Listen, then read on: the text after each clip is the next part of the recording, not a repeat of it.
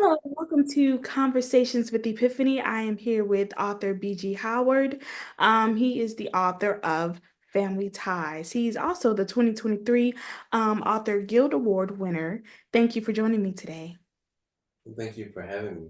I Yes, appreciate sir. you allowing me to share your platform. Yes, sir.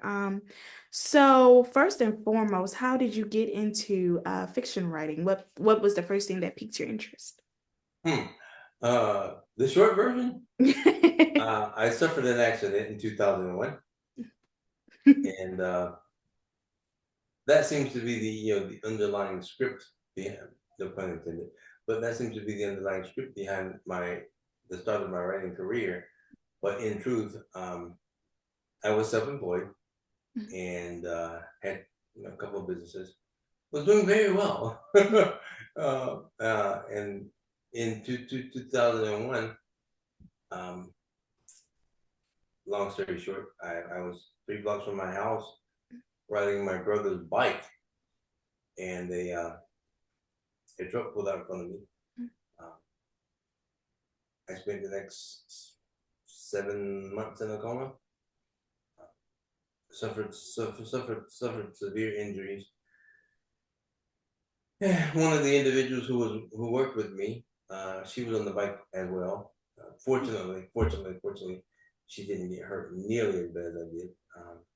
But she sustained significant injuries, and she has gone on rehab, Right. and she's now married with children and happy family. I hope. I haven't spoken to her for a while. Right. Yes, sir. So with that, and like you said, you started writing after your accident in 2001. What was your process when it came to creating your characters? Hmm. Well, to be honest with you, um, the characters in my novels are usually patterned after real people, or a combination of multiple people that I've encountered throughout life. I mean, most of the content, it's like it's just like reliving the events. So if there's a character, a person that comes to mind when I'm writing, if they fit into the schematics of the storyline, I'm like, okay, well, that's a good name for him, Mhm. and that's how they just come to me. Come to you, right? And that's a good way to let your characters flow, like while you're writing. That's a good process. So I know your recent books have gotten a lot of praise. What was, like you said, what was the most fun? Like you said, you're writing about people that you have encountered throughout your lifetime. So was that like the most fun you had by writing those characters, like reliving the moments of those people in your life? Yeah, I mean, it might come across as a little bit sounding a little bit um, peculiar, but as I've often detailed to many people, I didn't necessarily write this novel or these novels. Um, it's like I was just there, and the characters were telling the story, and I just took notes. Wow. I mean, the I like to the way that my writing style is a little bit unique. I guess everybody thinks theirs is unique, but mine's a little bit different because I didn't actually go to research how to write a novel Mhm. until after I published my first novel. Right.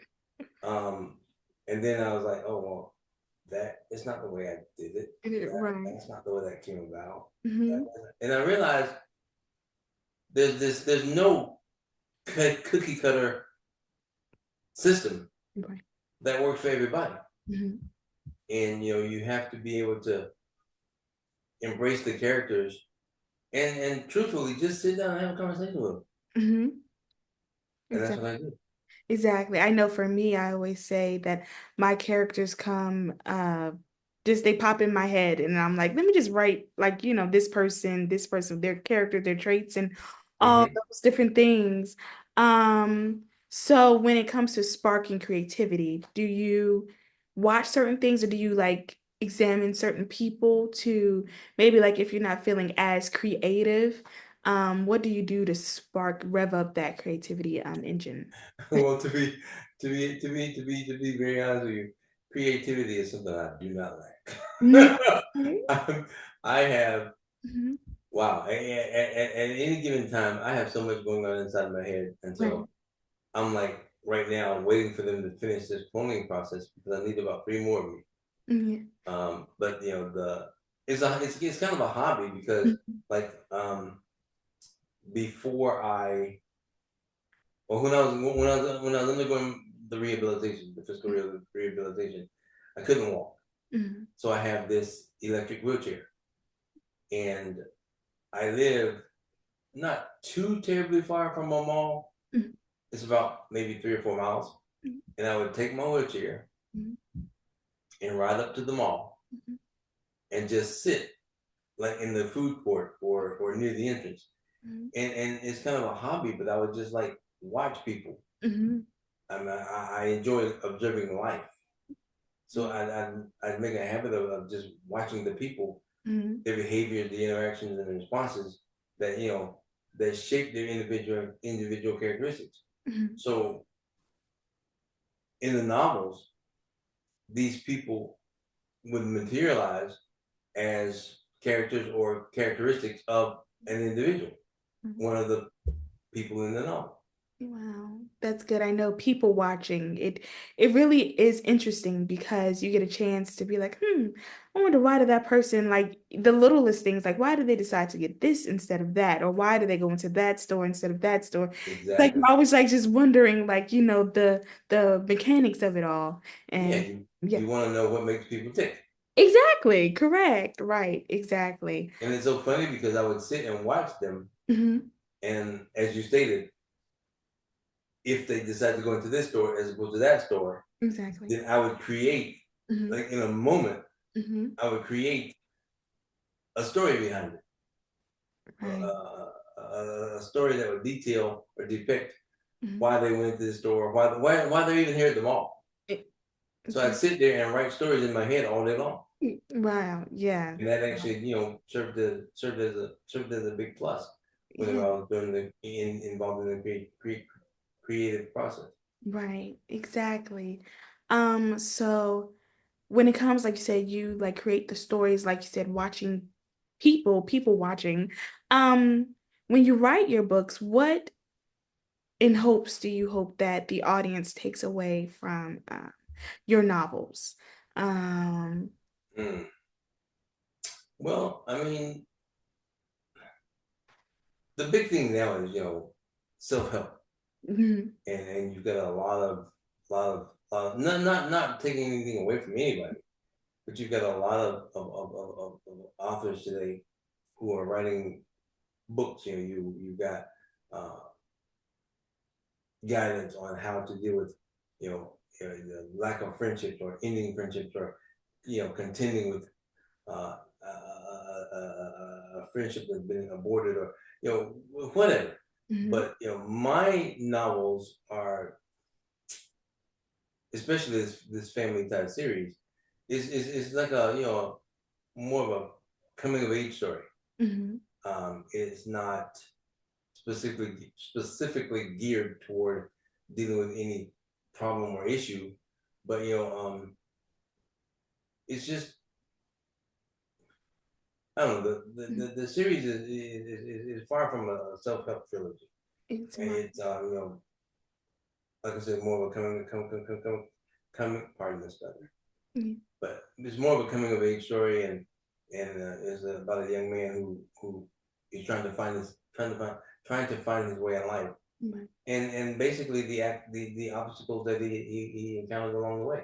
I right. mean, it wasn't originally intended um, to be three novels, but Mhm, the I just wrote. I sat down one right, day, this idea popped in my head. I just wrote, and right. it proved to be more therapeutic than anything else. So I just continued writing, Exactly. and it was so funny because when I went to when I approached the first editor, Mhm, publishing house, I'm self-published, so Hmm. it's not like I had to go through an agent and all that. But Right.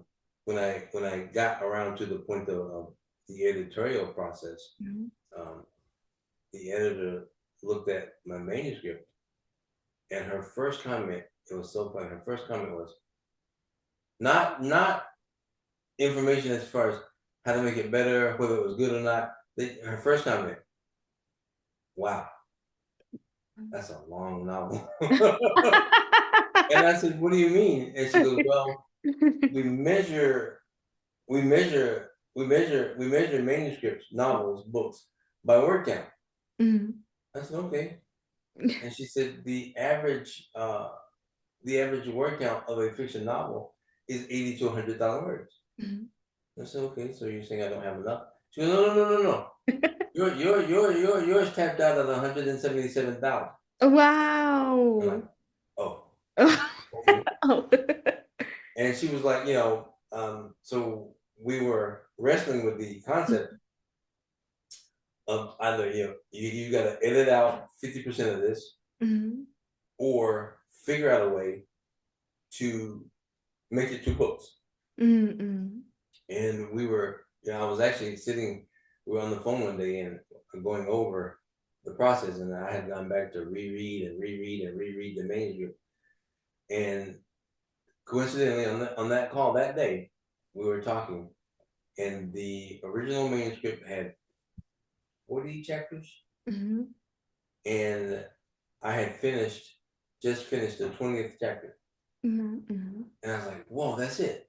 And she Yeah. goes, "What?" And I said, "Well, read this." I'll give her the page I'm going to do.